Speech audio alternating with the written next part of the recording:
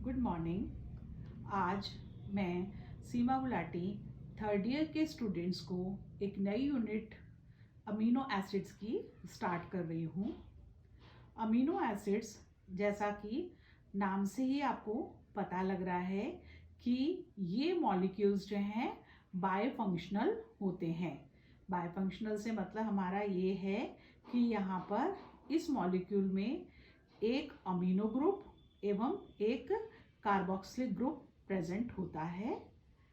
Amino group carboxylic group की alpha position पर होता है, अतः इन्हें अल्फा अमीनो अम्ल भी कहा जाता है। ज़्यादातर अमीनो एसिड्स में ये जो अमीनो समूह है वो कार्बोक्सिलिक ग्रुप की अल्फा पोजीशन पे, कार्बोक्सिलिक ग्रुप को रेफरेंस मानते हुए हम अल्फा पोजीशन पे अमीनो एसिड्स में अमीनो ग्रुप होता है, अतः इन्हें अल्फा अमीनो अम्ल भी कहा जाता है। प्रोटीन्स में अल्फा अमीनो प्रोटीन्स क्या है? प्रोटीन्स जो है वो अल्फा अमीनो एसिड्स के पॉलीमर्स होते हैं, अतः सारे अल्फा अमीनो अम्ल जो है पॉलीमराइज होकर, बहुत सारे अल्फा अमीनो अम्ल पॉलीमराइज होकर प्रोटीन बनाते हैं। अतः अल्फा अमीनो एसिड्स जो हैं फंडामेंटल स्ट्रक्चरल यूनिट हैं प्रोटीन्स की। अभी तक प्रोटीन्स से 22 डिफरेंट टाइप के अमीनो एसिड्स प्राप्त किए गए हैं। इनमें से 2 के अतिरिक्त सभी अल्फा अमीनो एसिड्स हैं। 2 अमीनो अम्ल जो हैं वो कौन से हैं? प्रोलीन और हाइड्रोक्सी प्रोलीन। ये दोनों जो अमीनो एसिड्स हैं ये बेसिकली इमिनो एसिड्स हैं। मैं इनके स्ट्रक्चर आपको अभी एक लिस्ट बताऊंगी, उसमें आपको दिखाऊंगी। 22 में से 10 अमीनो एसिड्स जो हैं वो एसेंशियल एसिड अमीनो एसिड्स होते हैं। इनकी डेफिशिएंसी से इवन डेथ तक हो सकती है, इसलिए इनको हम एसेंशियल अमीनो एसिड्स भी कहते हैं। एक अल्फा अमीनो एसिड का स्ट्रक्चर मैंने आपको दिखाया है यहाँ पर।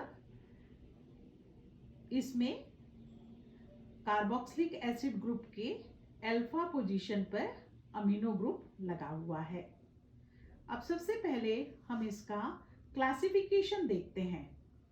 क्लासिफिकेशन भी हम इनका 2 डिफरेंट तरीके से कर सकते हैं। जो पहला क्लासिफिकेशन आपको मैं बता रही हूँ वो इस बात पे डिपेंड करता है कि नंबर ऑफ अमीनो एसिड और कार्बोक्सिलिक एसिड कितने हैं, इस पे ये क्लासिफिकेशन डिपेंड करता है। उसका सबसे पहला जो है आप क्लास देखिए, इसमें पहली क्लास है न्यूट्रल अमीनो एसिड। ये जो न्यूट्रल अमीनो एसिड्स हैं इनमें जो अमीनो एसिड का मॉलिक्यूल है उसमें अमीनो समूह और कार्बोक्सिलिक समूह जो हैं वह बराबर बराबर होते हैं, इसलिए इन्हें हम न्यूट्रल अमीनो एसिड्स भी कहते हैं। कुछ एग्जाम्पल्स यहाँ पर दिखाए जा रहे हैं आपको। पहला एग्जाम्पल है अल्फा अमीनो एसिटिक एसिड। इसका सामान्य नाम जो है वो ग्लाइसिन भी होता है। इसके अलावा दूसरा मॉलिक्यूल यहाँ पर जो दिखाया गया है इस एग्जाम्पल के अंतर्गत वो है अल्फा अमीनो प्रोपियोनिक एसिड या La9। ये 2 मॉलिक्यूल्स मैंने आपको इस कैटेगरी में जो है एग्जाम्पल के तौर पे इनके स्ट्रक्चर भी यहाँ शो किए गए हैं। नेक्स्ट जो क्लास है वो हमारी है बेसिक अमीनो एसिड्स। इसमें अमीनो समूह की संख्या कार्बोक्सिलिक समूह की तुलना में अधिक होती है। इसके 2 एग्जाम्पल्स यहाँ पर शो किए गए हैं। पहला एग्जाम्पल है 2,6 डायअमीनो हेक्सानोइक एसिड। इसका सामान्य नाम जो है वो लाइसिन होता है। दूसरा एग्जाम्पल है 2 अमीनो 5 ग्वानिडीन या वैलेरिक एसिड, ग्वानिडीन वैलेरिक एसिड, और इसका जो सामान्य नाम है वो क्या है? Arginine। तो इस तरह से ये दोनों कैटेगरी में, जो बेसिक अमीनो एसिड्स की कैटेगरी में, इन दोनों एग्जाम्पल्स में आप देखेंगे कि यहाँ अमीनो समूह जो है कि कार्बोक्सिलिक एसिड तो एक एक ही है, लेकिन दो दो अमीनो समूह इनमें प्रेजेंट हैं। नेक्स्ट क्लास जो है वो है एसिडिक अमीनो एसिड्स की। इस क्लास में वह अमीनो एसिड्स शामिल किए गए हैं जिनमें कार्बोक्सिलिक एसिड अमीनो समूह की तुलना में अधिक हैं। उसका एग्जाम्पल देखिए अब आप। इसका पहला एग्जाम्पल है अल्फा अमीनो सक्सिनिक एसिड या एस्पार्टिक एसिड। इसमें इसको आप स्ट्रक्चर देख रहे हैं, इसमें दो कार्बोक्सिलिक समूह है जबकि अमीनो समूह एक ही है। इसके बाद नेक्स्ट एग्जाम्पल जो दिया है वो है अल्फा अमीनो ग्लूटारिक एसिड। इसका सामान्य नाम है ग्लूटामिक एसिड। इस मॉलिक्यूल में भी कार्बोक्सिलिक एसिड दो हैं जबकि अमीनो समूह एक ही है। तो इस तरह के जो मॉलिक्यूल हैं या इस तरह के जो अमीनो एसिड्स हैं उन्हें हम एसिडिक अमीनो एसिड की कैटेगरी में रखते हैं। अब एक दूसरे तरह से भी हम अमीनो एसिड्स को जो है वो क्लासिफाई कर सकते हैं। इसमें हम COH समूह के रेफरेंस में अमीनो समूह की पोजीशन को डिफाइन करते हुए इस क्लासिफिकेशन को करते हैं। तो उसमें फर्स्ट जो है वो है alpha amino acids. Alpha amino acids वो अमीनो एसिड्स होंगे जिसमें कार्बोक्सिलिक समूह के रेफरेंस में अल्फा पोजीशन पर अमीनो समूह उपस्थित होगा। जैसे इसका एग्जाम्पल जो है वो है, पहला एग्जाम्पल यहाँ पर दिया हुआ है एलेनिन, और ये जो है इसमें ये सबसे सिंपलेस्ट अल्फा अमीनो एसिड है। इसके बाद दूसरा एग्जाम्पल है alpha amino beta methyl butyric acid. ये इसको हम वेलिनिन भी कहते हैं। इसमें जो है अल्फा पोजीशन पर कार्बोक्सिलिक एसिड के रेफरेंस में अल्फा पोजीशन पे अमीनो समूह लगा हुआ है। सेकंड जो क्लास है उसे हम कहते हैं बीटा अमीनो एसिड्स। ये इस क्लास में वह अमीनो एसिड शामिल किए गए हैं जिनमें कार्बोक्सिलिक एसिड के रेफरेंस में बीटा कार्बन पर अमीनो समूह लगा होगा। इसका पहला एग्जाम्पल जो यहाँ शो किया गया है वो है बीटा अमीनो प्रोपियोनिक एसिड, और दूसरा एग्जाम्पल है बीटा अमीनो ब्यूटायरिक एसिड। इन दोनों ही एग्जाम्पल्स में बीटा पोजीशन पे अमीनो समूह है कार्बोक्सिलिक एसिड ग्रुप के रेफरेंस में। थर्ड जो क्लास है अमीनो एसिड्स की वो है गामा अमीनो एसिड्स। ये जो गामा अमीनो एसिड्स हैं इनमें कार्बोक्सिलिक समूह के रेफरेंस में अमीनो समूह जो है गामा पोजीशन पे प्रेजेंट होता है। ठीक है, इसका पहला एग्जाम्पल यहाँ पर दिया है gamma amino butyric acid, and next example है हमारा गामा अमीनो पेंटेनोइक एसिड।